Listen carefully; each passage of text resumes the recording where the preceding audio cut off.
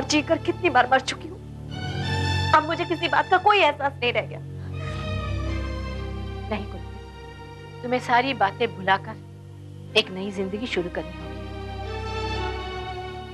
आज मैं फिर कहती हूँ, शादी करो। शादी मेरी जिंदगी का सुख नहीं है, ये बात मैं आप लोगों को कैसे समझाऊं? तो तुम्हारी जिंदगी का सुख क्या है?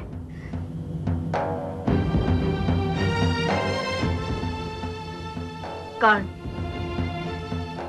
मेरा बेटा कर्ण। तुम घूम फिर कर फिर कर्ण पे आ जाती हो, क्योंकि यही नियति है सरला दीदी। माँ, माँ,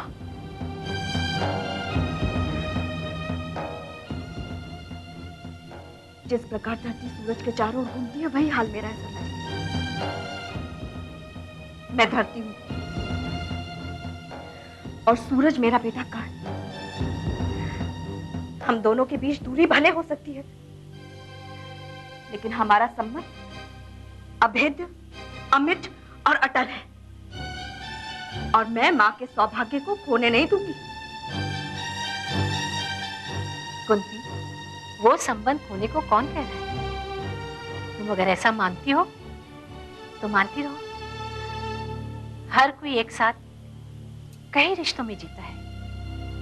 एक ही औरत किसी की मां, किसी की बेटी या किसी की बहन होती है। तुम भी कर्ण की मां के साथ एक पत्नी बन सकती हो। परंपरा के हिसाब से तो पहले पत्नी बना जाता है और फिर मां। लेकिन मैं तो मां बन चुकी हूँ, फिर किसी की पत्नी बनने का तुकी कहाँ रहा? अपने हालात को समझो कुंती। एक पत्नी होकर तुम्हें दुनिया का हर सुख मिलेगा, हर खुशी मिलेगी। किसी का आसरा होना जीवन के लिए बहुत जरूरी है। इस बात को तुम क्यों नहीं समझती? मेरी बात को न तो आप समझना चाहती है सरला दीदी, न कोई और। हर कोई शादी के लिए मेरे पीछे पड़ा हुआ है। जब एक माँ की भावना को आप लोग नहीं समझ सकते, तो एक पत्नी की भावना को क्या समझेंगे? मुझे मेरी हालत पर छोड़ दीजिए प्लीज आप लोग। इतने बड़े घराने का रिश्ता आया है, अगर वो नहीं हुआ ना तो तुम पूरी जिंदगी पछताएगी। इतने बड़े घराने के लोग जिनके कदमों पे सारी दुनिया झुकती है, उन्हें सिर्फ कुंती दिखाई दी। क्यों सरला दीदी, क्यों?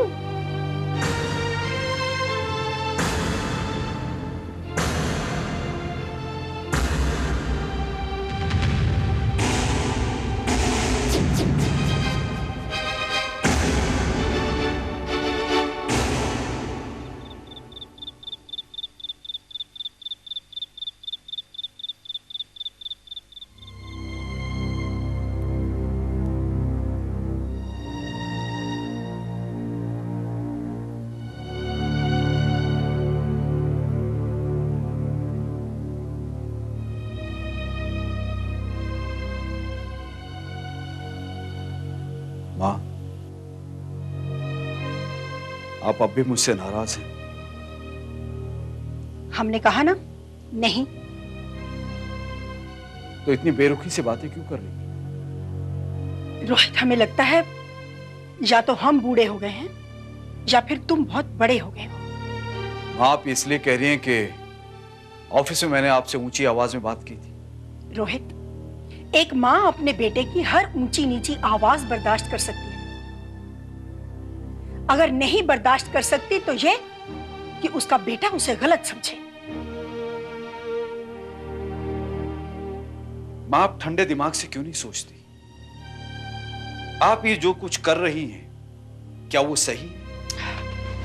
रोहित प्लीज, हमारे सामने इस तरह के सवाल खड़े मत करो। तुम अच्छी तरह से जानते हो हमें ऐसे सवालों से चिढ़ है।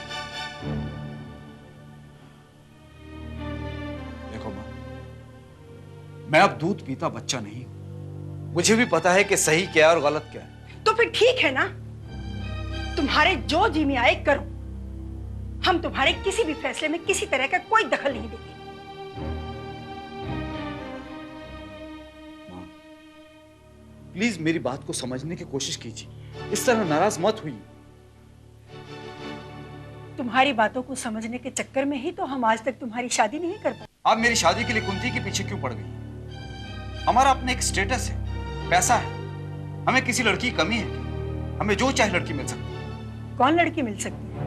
वो कविता? आपको कविता से इतनी नफरत क्यों है? इस बारे में हम तुमसे कोई और बहस नहीं करना चाहते। जब हम कह रहे हैं कि वो लड़की इस घर की बहू नहीं बन सकती तो नहीं बन सकती। तुम उसका ख्याल अपने दिमाग से निकाल दो। तो आप क्या चाहती हैं?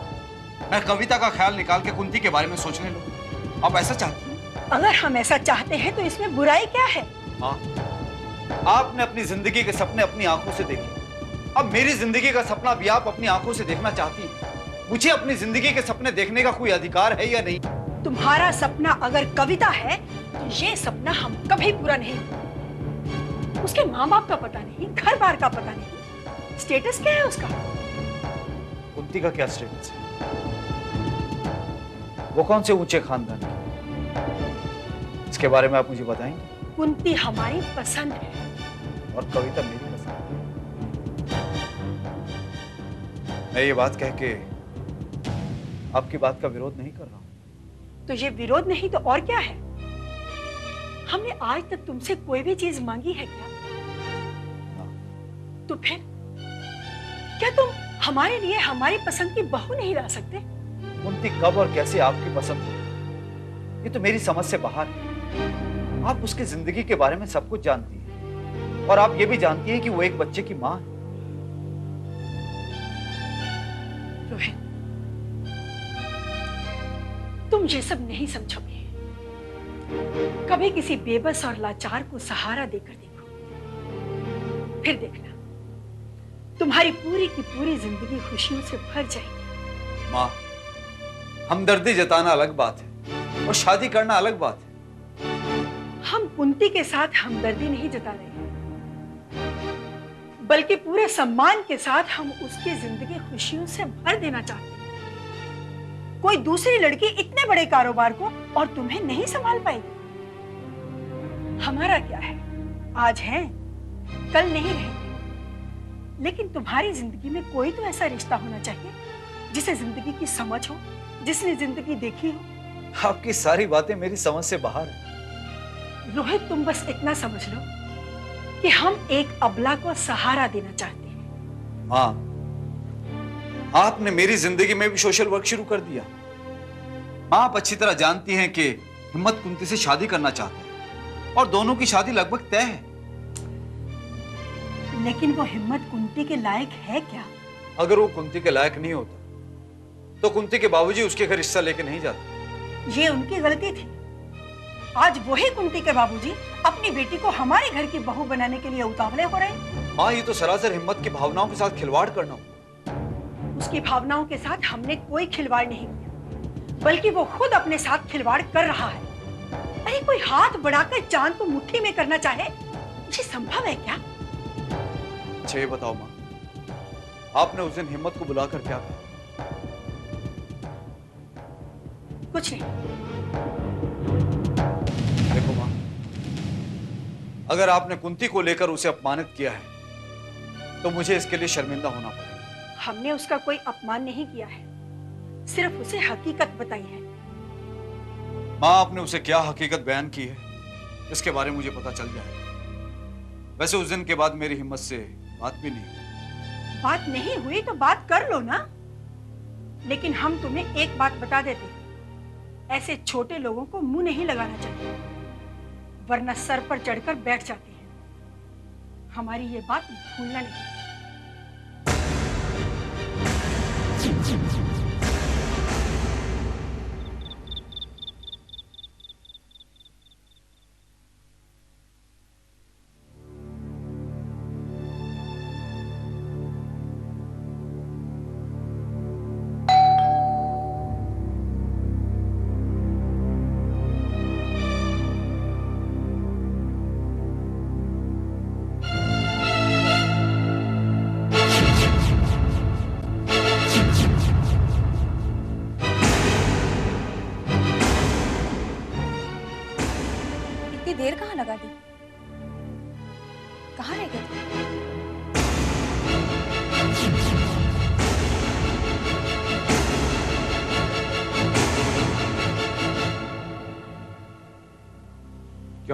कोई काम था? काम नहीं था, लेकिन ये घर वापस आने का कोई वक्त है? तुम अच्छी तरह जानती हो कि मैं ऑफिस गया। आज मेरे काम का पहला दिन। तुम्हें इतनी देर ऑफिस में लग गई? अगर देर हो रही थी तो एक फोन कर देते। दिमाग में बुरे बुरे ख्याल आ रहे थे। पुष्पा, क्या तुम्हें वाकई मेरा इतना ख्याल? मन, अगर मुझे तुम्हारा ख्याल ना होता तो मैं इस तरह तुम्हारा इंतजार ना कर रही होती। भाई मैं तो सीधा ऑफिस से ही आ रहा हूँ, और मेरा बॉस ऐसा तो नहीं जो मुझे कार से घर तक छोड़े। क्या मतलब? मतलब तुम बहुत अच्छी तरह समझती हो। घर में घुसते ही ताने देना शुरू। तुमने सवाल ही ऐसा किया। भैया मैं नौकरी करने गया था तो वहां से आते आते देर तो होनी थी। नौकरी मैं भी करती हूँ, लेकिन मुझे कभी इतनी देर नहीं होती। यही तो मैं तुम्हें बताना चाह रहा हूँ पुष्पा, कि तुम्हारी और मेरी नौकरी में बहुत फर्क है। तुम पर तो तुम्हारे बॉस की मेहरबानी, लेकिन मुझे तो वही बस से ही आना जाना पड़ता। घंटों घंटों तक बस के इंतजार में लाइन में खड़ा रहना पड़ता। समझ में आया तुम्हारे?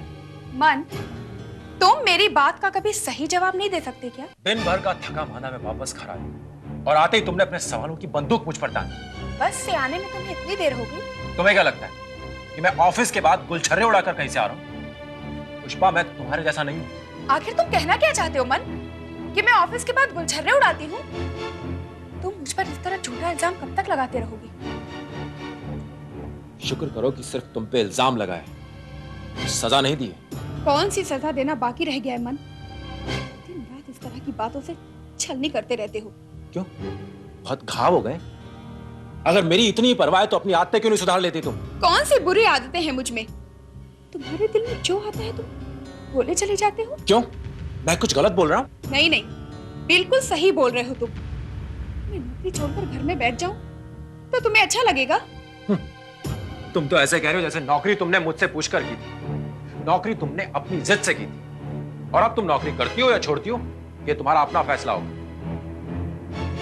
मैं नौकरी करके घर के खर्चे में हाथ बटा रही हूँ, तब तो तुम्हें मेरी कोई कद्र है नहीं। जिस दिन मैं काम छोड़ करके घर में बैठ जाऊंगी तुम मेरी क्या कद्र करोगे? तुम क्या सोचती हो कि तुम अगर नौकरी करती हो तो मैं तुम्हारी आरती उतारूं? दो मीठे बोल तो तुमसे बोले नहीं जाते, तुम आरती क्या उतारोगे? 100 की सीधी बात इतनी है कि तुम्हारे नौकरी करने से पहले भी इस घर का चूल्हा जलता था और आज भी जलता है। तुम्हारे कमाई करने से मेरा कोई अपना फायदा नहीं। तो फायदा उठा लो। अब तो तुमने भी काम पर जाना शुरू कर दिया। अब जो मुझे करना है वो मैं करूं। उसके लिए मुझे तुम्हारे परमिशन की जरूरत है। थका मांदा घर लौटा था कि आराम करूंगा, लेकिन आते तुमने पक शुरू कर दी। तुम इस तरह बदतमीजी से बात करोगे और मैं चुप रहूंगी? तुम्हें कुछ भी नहीं कहूंगी। तुमने मुझे अनपढ़ समझ रखा है या गूंगी? तुम और गूंगी? अरे तुम्हारी जुबान तो कैची की तरह चलती है, कैची की तरह। लेकिन अब मैं तुम्हारी घौंस बिल्कुल नहीं चलने दूंगा, क्योंकि मैं खुद कमा रहा हूं, खुद। एक दिन नौकरी क्या कर ली, इतनी अकड़ आ गई? क्यों नहीं होगी? क्यों नहीं होगी? तुमने तो सोच लिया था कि मैं किसी लायक हूं ही नहीं। मन, मैंने ऐसा कभी नहीं सोचा था, बल्कि दिन रात मैं भगवान से यही प्रार्थना कर रही थी कि किसी तरह तुम काम पर जाने लगो। तुम्हारी नौकरी करने से सबसे ज्यादा खुशी मुझे है, और मालूम है अपने इस खुशी के लिए मैंने भगवान के आगे जाकर प्रसाद भी चढ़ाया, और मुंह मीठा कराने के लिए मैं बाबूजी के पास और कुंती के पास भी गई थी। तुम कुंती का मुंह मीठा कराने गई थी? हाँ, क्योंकि मैं अपनी इस खुशी को कुंती के साथ बांटना चाह रही थी। तुम हमारे हर मामले में कुंती को क्यों शामिल करती हो? तुम्हें इतना बुरा क्यों लगता है मन? खुद तो जिंदगी भर कोई रिश्ता निभा नहीं पाए, लेकिन मैं रिश्ते को बनाना भी जानती हूँ और उसे निभाना भी। बीवी का रिश्ता निभाया नहीं जा रहा और दुनिया भर से रिश्ता निभाने चली हो तुम। तुम्हारे दिल में मुझे लेकर शक का जहर पैदा हो गया है, लेकिन इस जहर का असर मुझ पर नहीं होने वाला है। मैं सच्चाई और ईमानदारी के साथ पत्नी होने का धर्म निभा रही हूँ। एक ना एक दिन तुम्हें भी इस बात का एहसास जरूर होगा।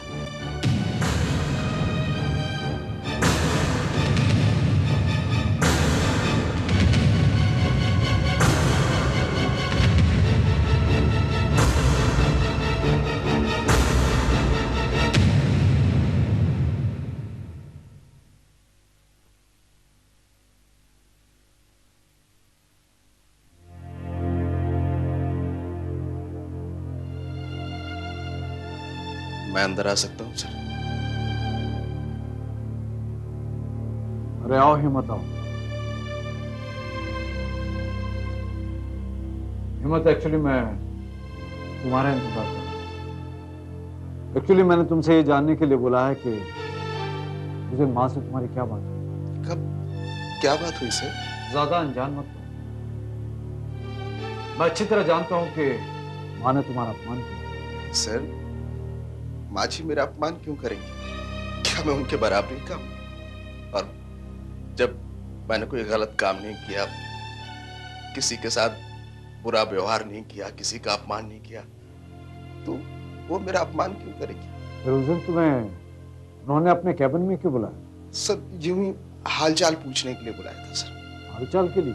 हाँ सर, उस दिन हमें पता चला कि बड़े लोगों को हम छोटे लोगों की कितनी परवाह होती है। और बाजी तो ममता और आदर्श की देवी है। और तो बस ये जानना चाहती थी कि मुझे इस कंपनी में कोई तकलीफ तो नहीं है। हाँ, तुम झूठ बोल। नहीं सर, मैं झूठ क्यों बोलूंगा? तो तुम्हारी बातों का मतलब यह है कि मैं गलत था। मैंने ही अपनी मां को गलत समझा। मुझे ही ऐसा क्यों लगा कि मां तुम्हें सिर्फ अपमानित करने के लिए ऑफिस आई? नहीं सर, मेरी ऐसी हस्ती कहाँ कि माँ जी को घर से ऑफिस मुझे अपमानित करने के लिए आना पड़े।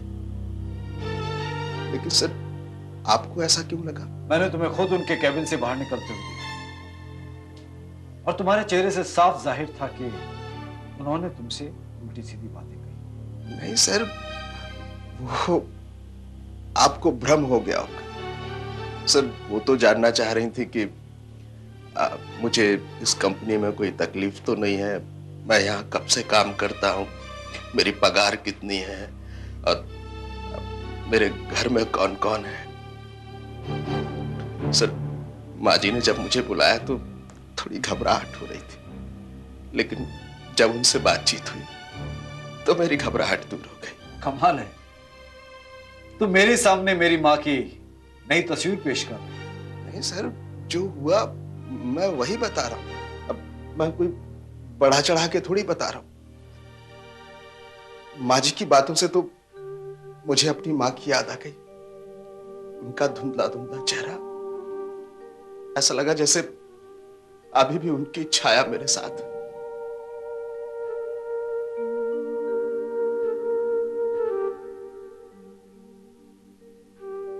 हिम्मत, मैं कल से इस बात को लेकर परेशान था कि मैंने तुम्हारी खातिर मां से ऊंची आवाज से बात की।